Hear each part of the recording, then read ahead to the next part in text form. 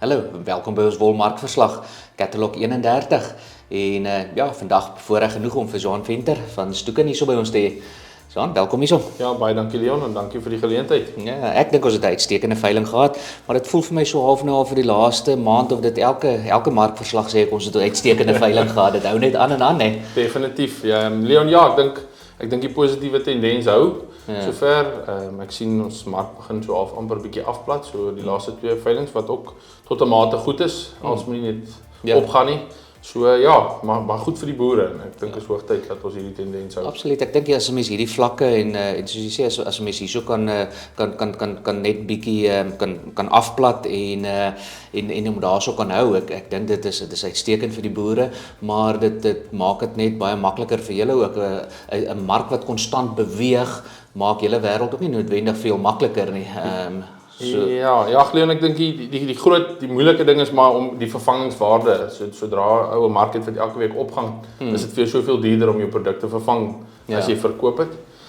So ja, 'n goeie mark wat plat beweeg is gewoonlik goed. Dit bring 'n bietjie stabiliteit en ook vir jou kliënt sê luister, ons het 'n merk waarteen ons kan werk en dit maak dit definitief makliker. Dan sê gou vir my, julle Stoeken spesifiek op die is nou vir 'n baie lang tyd koop julle 'n baie spesifieke wol. So ek dink is veilig om te sê julle kompeteer in daai premie deel van die mark. So julle koop bietjie beter as wat average aangebied word op die veiling. Wat maak 'n lot aantreklik vir Stoeken om na te kyk en om daai premieprys te regverdig op hom? Wat maak 'n lot aantreklik vir julle? Ja, Leon, ek dink daar's verskriklik baie faktore wat op die einde van die dag 'n rol speel. Ek dink is dieselfde rympie wat elke week herhaal raak hierso en dis 'n goed geklasseerde, goeie kwaliteit skeersel.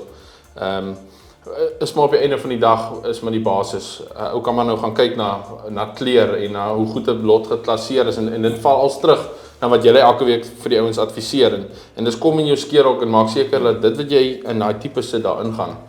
Ons sien soveel keer dat 'n groot geel stuk wol of 'n stuk loks of 'n sweet of hier kom 'n stuk boude uit en dit haal onmiddellik daai wol uit daai premie klas uit. Ons moet op die einde van die dag risiko mitigeer en ons moet bepaal as ek 'n premie betaal vir hierdie lot, gaan ek kry wat ek voor betaal sodra daar stukke in is of broeke in is of loks in is, kan ek ongelukkig nie daai premie betaal nie, want op die einde van die dag betaal ek 'n klomp geld vir 'n goeie kwaliteit lot en ek kry nie die verwerkingsvermoë uit hom uit nie. So ja, 'n paar faktore wat ons maar na kyk is 'n goeie NKT. Suid-Afrika is nogal beroemd vir ons baie vierkantige stapels en sodra ons NKT's goed is, kan ons dit vir die ouens gee. Mikronne, dink ek het ons 'n redelike breë spektrum wat ons koop. Ek dink ons ou kan sê daar's 'n wen mikron op hierdie stadium nie. Ek dink die sterker kant doen verskriklik goed. Wat hoogtyd is, so ja, en dan goeie lentewolle wen maar altyd. Die kort wolletjies doen ook baie goed nou, maar kwaliteit is vir ons baie belangrik en kleur. Ons sien meeste van ons wolle gaan vir pastel kleure en ek dink die produsente kan ook nou maar dink as jy 'n wit hemp koop met 'n geel vlek op, niemand gaan van dit hou nie. So dit is vir ons baie belangrik. Okay. Jy het nou gepraat van die medium en die sterker segment wat eintlik baie goed doen. So ek dink as ons 'n mikron moet koppel daar omtrent 19,5 tot en met 21 mikron verkoop uitstekend op hierdie stadium. En ek wil amper so stout wees om te sê dit outperform amper die superfyn deel van die mark op hierdie stadium. Wat sal die rede wees daarvoor vir daai spesifieke segment om so ongelooflik goed te doen? Leon, ek dink die groot ding is Australië sit met 'n baie groot aanbieding van fynere wol, omdat dit maar redelik droog was by hulle en dit is amper asof wat die mark toegooi tot 'n mate. Baie van die ouens kan groot volumes al van in die hande kry en baie van die teeling die laaste klomp jare het na die fynere segment toe gegaan en sodra dit droog raak, spoel ons oor na die 16, 17 mikrons toe en ek dink daar's 'n groot aanvraag vir sterker wol wat Suid-Afrika die paar wat daaroor is baie goed laat doen en ek dink dit is maar die groot rede is daar is maar net soveel van daai 21 mikron en daar is maar 'n groot aanvraag vir dit. Ek dink as mens spesifiek kyk na Australië se statistiek wat deur hulle woltoetsbureau kan ons dit noem wat deur dit is die grootste gaping wat die minste wol, hierdie spesifieke segment was die laaste keer wat ek gekyk het, amper 20% minder wat hulle getoets het op 'n jaar basis binne in daai mikron segment gewees. Die ekstreem fyn kant en die ekstreem sterk kant ook minder, maar nie naby tot daai mikron segment se hoeveelheid nie.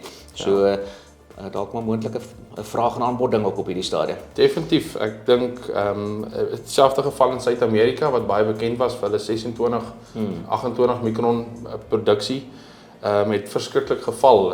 Hulle praat van in die vroeë 2000s omtrent 100 miljoen kilogram en hulle praat nou van 25 miljoen kilogram. En hulle almal gaan na 16, 17 mikron skeersels toe, so ons sien amper al 'n ooraanbod aan die fyner kant. So ja, vraag en aanbod definitief. So dan sê gou vir my, ek het Willem Botha het my gister of eergister toe ons in die bokse is, vra hy my die spesifieke vraag, maar hy was nie die eerste kliënt wat dit vir my vra nie. Okay, hier's my wol, die hamer val, die ding is in die container. Waantoe gaan my wol nou? Ek verstaan dis nou maak ons 'n legio van moontlikhede oop, maar kom ons hanteer die twee kante van die spektrum. Kom ons sê 68 tot 80 mil, dis maar waar die bulk van ons wol lê. Kom ons vat daai lengtegroep, die superfyn kant. Wat tradisioneel prosesseer die ouens vir binne daai lengtegroep aan die superfyns? Ja, so ek dink in die verlede het dit baie vir manspakke gegaan en vandag dra niemand meer 'n pak nie.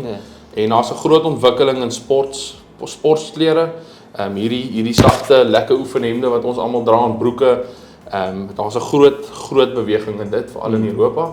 En die fyner mikron segment langwolle gaan definitief baie vir dit. En dan redelik truie.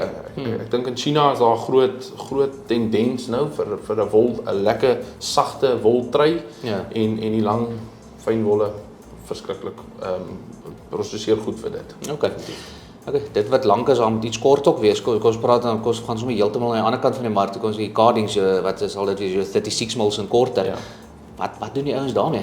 Ja, ek dink so, die groot mark vir dit is maar wolhoedens, veld, al hierdie, kan ek sê, amper wat aan die onderkant van 'n mat kom, daai tipe van ding, lae waarde, ek dink daai mark sukkel bietjie tot 'n mate.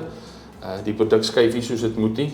Dink ek in vergelyking met jou lang goedie, want wol is nie goedkoop nie. En as jy 'n veld moet maak met 'n dierproduk, so dit sukkel maar bietjie, maar dit is maar die hoofmark vir dit. Waartoe hulle beweeg. So ek dink dan ons het nou het ons gepraat, ons het begin met spesialiteitstipes wol en wol wat bitterlik goed is.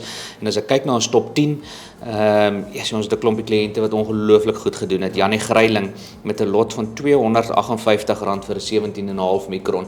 So ek weet julle was die ek dink dit was julle Pinnacle en Sigard Mazarel, julle was die drie ouens wat mekaar geroer het daarso op daai ene en Pinnacle het hom gekoop op die eind. Maar wat 'n ongelooflike prys vir 17,5 mikron. Rich Brother Farming, Wilco Klingenberg, R251 vir 17 mikron wat BBC gekoop het. Selleryfontein, Vryserburg, hulle het daar 'n paar plekke. Dan GB Pinaar, ongelooflike mooi skeersel van GB Pinaar, hulle van Philippolis af. Daar's 'n spesifiek van hulle is 'n lot of 2 wat jy gekoop het, R241.50 wat jy gekoop het vir 'n 18.3 mikron van GB Pinaar hulle.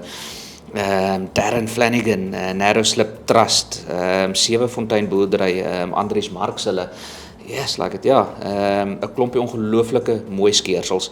En ek dink al daai skeersels val omtrent binne in daai spektrum wat jy nou van gepraat het. So ja, definitief en ek dink dit beloon die boere en is lekker om te sien dat hulle beloon raak met goeie pryse, want is goed voorbereide skeersels, goeie kwaliteit deur die bank. Ek dink regtig hulle kan vir hulle self aan 'n klap gee. Op die einde van die dag verkoop hy sy produk en hy berei hom reg voor en hy kry die premie voor. Ek dink 'n baie goeie spesifiek hierdie ene van Selleryfontein boerdery van Frans hulle se lot wat vir R249.10 vir 18.1 mikron wat verkoop het. En as jy gaan kyk na die vorige week se markvlakke, het hy omtrent 14% bo die vorige week se markvlakke wat hy verkoop het. Hoeveel as dit nie 'n aantreklike beloning is vir moeite nie, dan weet ek nie. So hierdie is nou seker dalk die bietjie die ekstreem kant, dis nie normaalweg. Ek dink baie van daai lotte beweeg tussen 4 tot 5% bo die mark in daai spesialiteitstipes, maar 'n lot wat uitstekend verkoop het daai en wat die kompetisie net van die get-go af was dit as ek reg onthou was dit maar tussen BBC, Seagarden tussen julle gewees. Ja, so nee, 'n klompie skeersels wat ongelooflik goed verkoop het. Ja, definitief. En ek dink definitief die baie goeie kwaliteit vol begin in 'n nismark inbeweeg. Ons soos jy nou self sê 14-15% bokant. Ja. Die algemene mark, ek dink ons gaan dit al hoe meer begin sien in my opinie. Ek dink omdat volume so laag is, begin wol ook maar amper in 'n bokka rigting ingaan. Maar ja, as die pryse kan hou, is dit goed en dit sorg dat die boere aan wol produseer en dis maar wat ons almal hier hou. So. Ek sal nie omgee soos 'n looitjie vir R1300 kan verkoop nou binnekort nie. Ja, dit sou wonderlik wees hoor. Nou maar toe, John, thanks a lot. Dankie, waardeer. Dankie Leon. Baie dankie. Volgende week Catlog 32 sal ons weer 'n markverslag gereed hê.